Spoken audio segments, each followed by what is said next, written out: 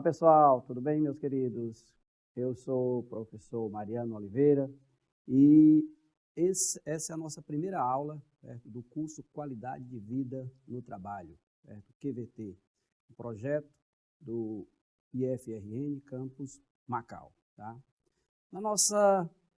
Nesse nosso primeiro encontro, nós vamos falar do profissional de Química. O que esse profissional faz? Tá? O que esse profissional, em que ele está engajado, qual é o seu campo de trabalho e também qual é a longevidade da carreira, o que ele faz ao longo da carreira, o que é a química em si. Essa química, onde ela está, o que ela faz no dia a dia da gente, o que ela faz para melhorar a qualidade de vida da gente.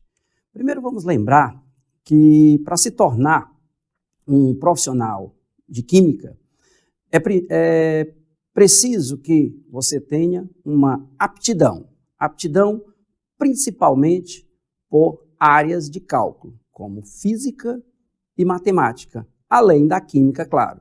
Essas três disciplinas, física, química e matemática, são as principais disciplinas estudadas ao longo do curso de química, tá?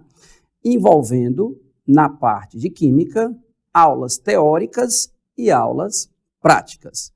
Vamos lembrar que a teoria é estudada por todos vocês ao longo do ensino médio e quando o profissional ele pretende se avançar nessa área, ele pretende se alongar nessa área, ele vai estudar a fundo toda essa parte da química, tanto na teoria como na parte prática. Aulas de físico-química, aulas de química orgânica, aulas de química analítica, aulas de química geral, aulas de química inorgânica. Então, toda essa parte teórica e a parte prática, a parte investigativa. Não existe a teoria sem a prática é essencial para que a gente possa comprovar aquilo que a gente analisou de forma teórica, assim como não existe prática sem teoria.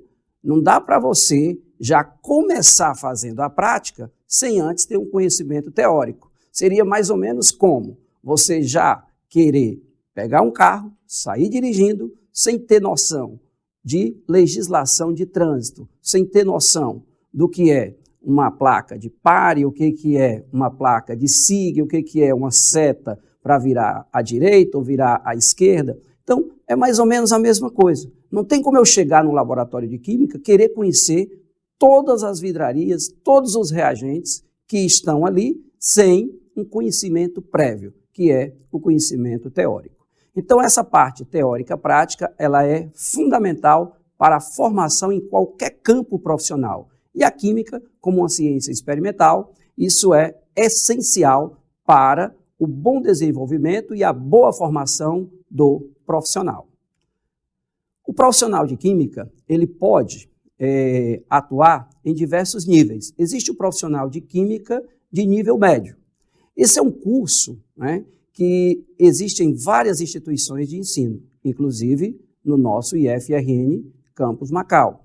Existem os cursos técnicos de nível médio, que são aqueles cursos sequenciais, são aqueles cursos curtos de 2 anos, que é para aquele que já concluiu o ensino médio e vai apenas concluir o curso técnico. Então, ele vai especificamente fazer as cadeiras do curso técnico. E existe o curso técnico integrado, que em média dura de 3 a 4 anos, que é quando o aluno ingressa na instituição para cursar o ensino médio, e esse ensino médio dele está integrado, tá, com o curso técnico de formação naquela área, no caso, na área de química. Existe o curso de tecnólogo de nível superior. Esse curso, dentre eles nós temos o curso de processos. Esse curso de processos químicos, por exemplo, ele dura em média 3 anos. É um curso de nível superior, mais curto do que os demais cursos, como Química Industrial, Bacharelado e Licenciatura. São cursos que duram, em média, 4 anos. Qual a diferença, por exemplo, do curso de Química Industrial para o de Química Bacharelado? O de Química Industrial, ele se baseia principalmente para aqueles profissionais, eles são destinados principalmente para aqueles profissionais que pretendem ingressar na área da indústria. Então, ela é mais voltada para a atividade nessa área industrial, área de pesquisa relacionado com a atividade industrial. Já a química bacharelado é mais específico para a química fina, é mais específico para aquela área de laboratório, aquela área farmacêutica, então, área de cosméticos. Então, você tem toda essa área envolvida, principalmente para a química bacharelado. Mas isso significa que o cara que teve formação de nível de químico industrial, ele não pode trabalhar, por exemplo, na área de química fina, e o cara que teve formação de nível bacharelado, ele não pode trabalhar na indústria? Não, não é nada disso. A gente está relacionando a tendência, mas o profissional de química, ele pode atuar em qualquer uma dessas áreas. O licenciado em química também pode ter essa atuação, porque inclusive ele tem o direito ao CRQ, que é o registro no conselho, tá, que define, que regulamenta a prática ou regulamenta a atividade profissional. O licenciado, ele tem uma formação similar à formação dos demais, porém, ele tem também uma formação pedagógica, porque aí ele vai ter a licença para ensinar estudantes que vão até o nível médio, estudantes de ensino fundamental e médio. Essa é a atividade principal do licenciado. Aquele que se destina a ser licenciado, ele já sabe que pretende principalmente ensinar jovens e adultos, tá, na fase de formação do ensino fundamental e ensino médio.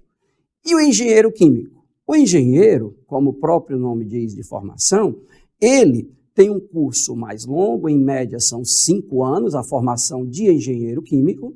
Ele tem uma formação de nível superior em várias universidades reconhecidas, o IFRN, por exemplo, é uma delas, a Universidade Federal do Ceará, a Universidade Federal do Rio de Janeiro, a Universidade Federal de Minas Gerais. Então, nós temos várias universidades que ofertam esse curso. É um curso de formação principalmente voltado para a área de pesquisa, área de execução de projetos, atividades industriais diversas. Esse é o campo de atuação do profissional engenheiro. Mas temos ainda um ponto importante. Onde trabalha o químico?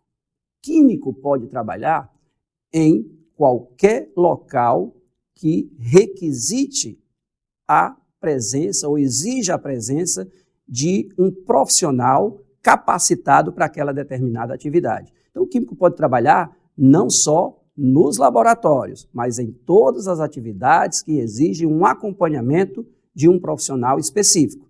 Então, a química, ela está presente, está em volta no seu dia a dia. Então, vamos ver aqui alguns locais, alguns campos de trabalho que o químico atua. Vejam, essa é uma cena comum, uma salina. Químico na salina? Sim, na salina nós temos uma necessidade da presença do químico, porque nós estamos trabalhando diretamente com processos. A formação do sal, ela demanda principalmente de processos físicos. Veja que as montanhas de sal, como é que elas se formam?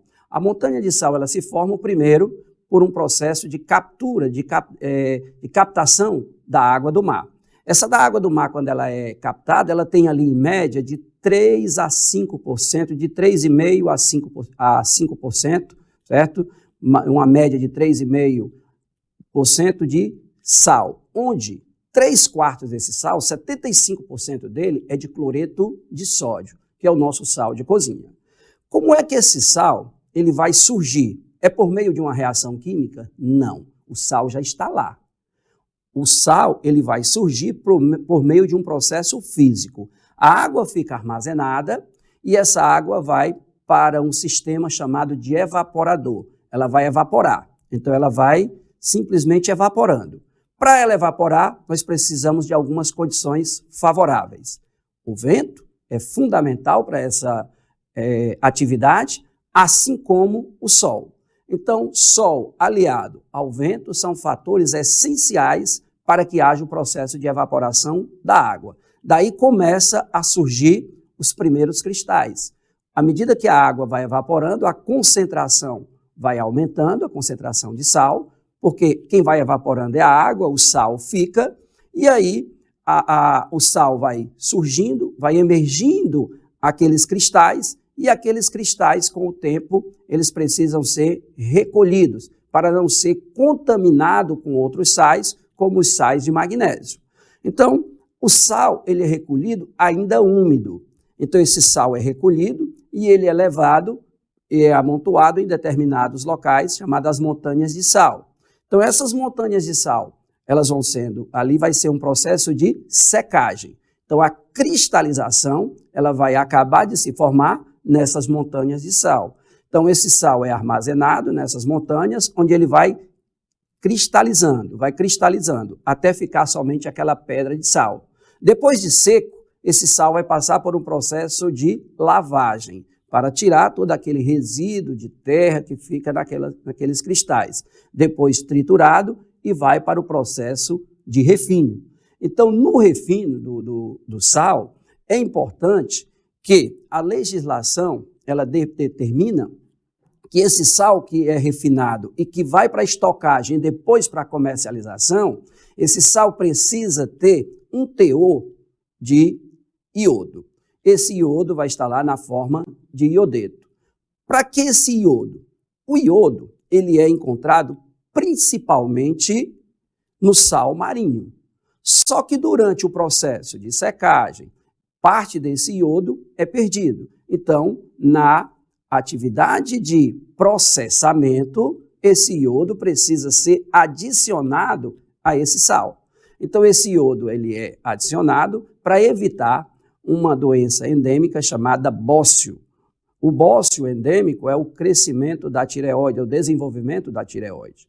Como o iodo é a medida necessária para prevenir o bócio, nada mais barato e nada mais fácil de alcançar toda a população com a adição do iodo ao sal. Porque como toda a população consome esse sal, a população vai estar, de certa forma, consumindo esse iodo e prevenindo essa doença endêmica, o bócio.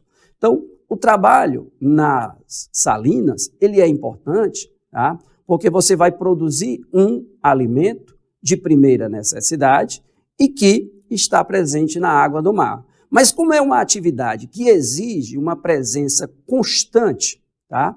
Num ambiente extremamente quente, porque, como eu falei no início, precisa de sol e precisa de vento. Então, a presença nesse ambiente se faz principalmente num horário mais frio. Então, essa atividade ela vai ocorrer principalmente no período da manhã e no final da tarde.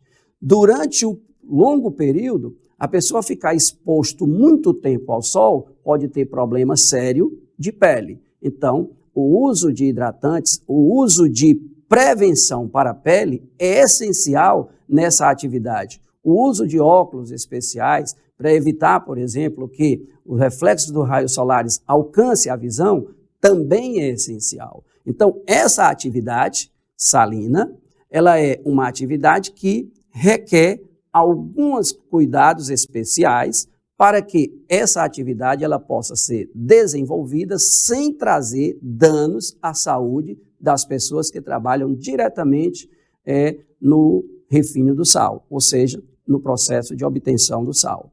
Mas além das salinas, olha essa imagem aqui. As pessoas trabalham no processamento de camarão. E existe profissional de química na empresa de camarão? Eu imaginei que aí fosse necessário profissionais de recursos pesqueiros. Também. Mas o profissional de química ele é necessário porque no processamento do camarão, quando ele é recolhido na fazenda, depois que é feito a despescas do camarão, esse camarão ele precisa ser mergulhado numa solução de metasulfito. Essa solução de metasulfito de sódio, com uma concentração média de 6%, o camarão ele é mergulhado para evitar manchas pardas no crustáceo. para evitar, por exemplo, a melanose. Então, ele fica ali mergulhado cerca de 15 a 20 minutos e depois retirado. Então, aquele processo de metasulfito, ele é importante. E aí vai ficar um teor residual de SO2. E esse teor residual de SO2, ele tem que ser analisado. Então, ele vai para o laboratório para ser analisado, para o camarão passar pelas etapas seguintes. O camarão também passa por um processo imerso em água clorada. Essa água clorada, no caso, já é outra atividade que é para eliminar possíveis micro-organismos, tá? Causadores de doença. Então, ali, na verdade, você vai fazer um processo de desinfecção, podemos dizer assim, ou um processo para inibir o desenvolvimento de micro-organismos que possam trazer problemas à saúde de quem vai consumir aquele determinado crustáceo. Então, o metasulfito que é colocado inicialmente, ele é colocado com o intuito de evitar a melanose, evitar aquela mancha escura, aquela mancha parda no crustáceo após a despesca. Como essa água que você utilizou com o metasulfito, ela pode ser reutilizada. Você retirou o camarão, colocou um e retirou, vai colocar outro. Quando for colocar o outro, eu tenho que refazer a solução, eu tenho que analisar a solução, ver qual é a concentração que ela está, adicionar mais metasulfito, já que parte foi consumido na primeira imersão, então preciso corrigir essa solução para que eu possa acrescentar ou fazer a imersão de uma nova remessa do crustáceo. E isso requer a atividade, certo, do químico. Então, o químico, ou técnico em química, é necessário, nessa hora, para fazer exatamente o trabalho de forma correta. Não ser feito uma atividade de qualquer jeito, podendo trazer prejuízo à saúde das pessoas. Então, essa atividade ela é fundamental nesse momento. Então, requer a presença, sim, de um profissional de química. Mas aonde mais o profissional de química pode trabalhar? Numa plataforma de petróleo, num campo petrolífero. Precisa o profissional de química nessa área, não só do profissional de química. Essa é uma atividade, a exploração do petróleo é uma atividade onde requer a presença de multiprofissionais, engenheiros, químicos, engenheiro de petróleo, engenheiros mecânicos, engenheiros elétricos. Então, nós temos uma variedade de profissionais nessa área. A extração do petróleo, ela vai passar, o petróleo uma vez extraído, ele vai passar por um processo de refino, porque, por incrível que pareça, a gente não usa petróleo. Aí você diz, como assim não usamos petróleo? Não, nós não usamos o petróleo em si, nós usamos os derivados do petróleo. O petróleo, uma vez extraído, ele vai para uma atividade de refino. Essa atividade de refino do petróleo passa por um processo chamado destilação fracionada. É o processo de separação dos componentes do petróleo. É nessa fase da destilação fracionada, nas refinarias, o petróleo sai daí já para as refinarias, e nas refinarias esse petróleo ele vai simplesmente ser separado dos seus componentes. São separados primeiro os gases, então ele entra numa retorta, numa coluna de destilação, onde sai primeiro as frações mais leves, que são os gases, depois vai saindo líquidos, como legroína, benzina, nafta, onde essa nafta ela vai principalmente para a indústria petroquímica. Aí vem um tripé importante, gasolina, querosene, óleo diesel. Esses três componentes são chamados de combustíveis líquidos. É o ouro líquido do petróleo. Gasolina, querosene e óleo diesel. Onde a gasolina é a que requer maior demanda. Mas esses combustíveis, certo, são utilizados das mais diversas formas. Veículos, vários tipos de veículos. Aviação, automóveis particulares, automóveis de carga, tá? Trens. Então, nós temos uma variedade de atividades de transporte, ligada à atividade de transporte, que requerem esses combustíveis. No entanto, esses combustíveis, uma vez queimados, eles trazem problemas para o ambiente, principalmente devido à presença do enxofre. Então, eles acabam ocasionando a formação das chuvas ácidas. Então, nesse tocante, é importante a gente destacar que a análise dos combustíveis, a melhor maneira de utilizar esses combustíveis, minimizando os impactos ambientais, faz parte do trabalho de química. Então, otimizar, certo? O combustível que derivou do petróleo, tornando esse combustível mais apropriado para uso cotidiano e minimizando os impactos ambientais que esses combustíveis podem ocasionar no ambiente, é uma atividade da química. Então, trabalhar na análise dos combustíveis, nos laboratórios de análise de combustíveis, é uma atividade da química.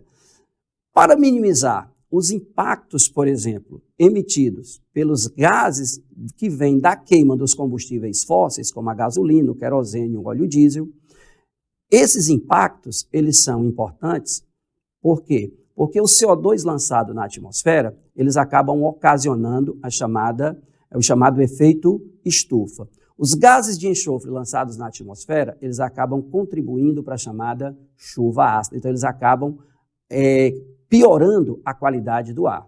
Então, para minimizar esses aspectos, é introduzido junto aos combustíveis fósseis os chamados biocombustíveis. E dentre os biocombustíveis, nós temos o etanol, que é acrescentado à gasolina, o biodiesel, que é acrescentado ao óleo diesel. O etanol, ele é proveniente, principalmente aqui no Brasil, da cana-de-açúcar, mas ele pode ser obtido a partir do milho, ele pode ser obtido a partir da beterraba, ele pode ser obtido a partir de qualquer outro material que tenha açúcar, porque o etanol ele vem especificamente do açúcar, o açúcar natural, o açúcar que já está no amido, certo? O açúcar que já está na sacarose. Então, essas são algumas das atividades que o etanol ele pode fazer, ou seja, você extrai o etanol a partir desses componentes, adiciona ele ao combustível. Qual é a vantagem de adicionar esse etanol ao combustível? 2. Primeiro, é um combustível renovável. Segundo, ele é um combustível que vai reduzir os impactos ambientais gerados pelo combustível fóssil, diminui a quantidade de poluentes emitidos pelos combustíveis fósseis. O biodiesel, ele vem do aproveitamento de óleos que já foi de frituras, óleos que já foi utilizados em outras atividades. Então, é o óleo vegetal que é utilizado para a produção do biodiesel, mas também pode ser pelo aproveitamento de gordura animal. Então, o biodiesel ele tem origem nos triglicerídeos, na gordura que pode ser de origem animal ou vegetal, com a vantagem de utilizar uma gordura que já foi utilizada em outros processos, já foi processada e que pode ser reprocessada para a produção do biodiesel. Então, essa é uma das vantagens dos biocombustíveis, diminuir os impactos ambientais, além de serem renováveis. Porque um dos grandes problemas do petróleo, do combustível que vem do petróleo, é que você está diante de uma matéria-prima não renovável, de uma fonte de energia não renovável, que é o caso do petróleo. É renovável a longuíssimo prazo, que ninguém vai ver essa renovação. Então, para a gente, é um produto não renovável. Então, se 60% desse petróleo vai para a queima, no caso dos combustíveis, acaba reduzindo a quantidade de petróleo para outros produtos, porque o petróleo também é usado na fabricação de quê? O refino dele vai dar parafina, vai dar óleos lubrificantes, vai dar o piche, o asfalto. Esse recapeamento asfáltico vem do resíduo da destilação do petróleo, da parte que não é mais destilável nem craqueável. Então, é importante que do petróleo a gente aproveita tudo, mas o grande problema é que é uma fonte não renovável e 60% ainda é destinado para a atividade de queima. Então, o profissional de química tem uma missão, aliado a outros profissionais, buscar fontes alternativas de energia, buscar novas formas de geração de energia, diminuindo os impactos ambientais e reduzindo o uso do petróleo como atividade de produção de energia.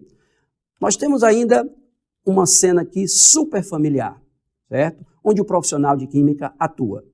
A água que sai da torneira tem que ser uma água potável. O que é a água potável? A água apropriada para o consumo. Essa água, ela sai potável aonde? Lá da estação de tratamento. Na estação de tratamento, a água de um reservatório, como um açude, um rio ou um poço, essa água, quando ela sai de lá, quando ela é captada, a água natural, a água bruta, podemos dizer assim, ela está lá repleta de detritos, repleta de componentes indesejáveis ao consumo. Então, a estação de tratamento de água, a chamada ETA, essa estação de tratamento de água, ela é responsável pelo processo de purificação dessa água, de tornar essa água potável, de remover os resíduos indesejáveis e acrescentar substâncias químicas, como cloro, numa etapa importante, que é a etapa de cloração, para desinfecção dessa água. O cloro, na forma de hipoclorito, é adicionado com o intuito de eliminar possíveis micro-organismos vivos presentes na água. Então, essa água, quando chega até a torneira da nossa casa, essa água já vem potável, já vem em condições de ser consumida. Então, o profissional de química está por trás, tá, desse processo de transformação dessa água bruta em uma água potável, em uma água capaz de ser utilizada sem trazer problemas. Só que quando chega em casa, a gente tem ainda uma outra preocupação. Qual é a outra preocupação que nós temos? A outra preocupação que nós temos é armazenar essa água de forma correta, limpar a caixa d'água, para que a água que saiu tratada, que saiu potável, não se torne imprópria para o consumo devido a um armazenamento inadequado, devido a um cuidado que não tivemos adequadamente com ela dentro de casa. A tubulação também precisa ser limpa, a tubulação também precisa ser adequada para que essa água não se torne contaminada. Mas se eu moro, por exemplo, numa localidade onde não tem água encanada, não tem água potável, como é que eu posso utilizar a água? Eu uso a água do poço, eu tiro dali do poço e ela não passa por processo de tratamento. Como eu posso minimizar, como eu posso utilizar com segurança?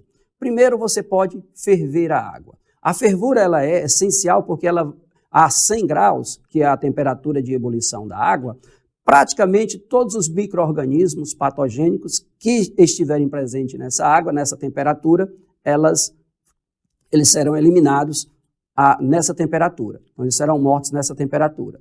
Aí você ferveu, não consome a água no mesmo dia, você faz uma aeração, porque durante a fervura ela perde oxigênio e isso faz com que essa água fique uma água não muito boa, fica com um gosto diferente. Então você faz uma aeração. Para quem não sabe o que é aeração, é como se você estivesse passando de um copo para outro, tá? Como se você tivesse uma substância que você quer resfriar, você faz a aeração, fica passando de um copo para outro. Essa aeração vai permitir uma oxigenação, vai permitir a dissolução de oxigênio nessa água.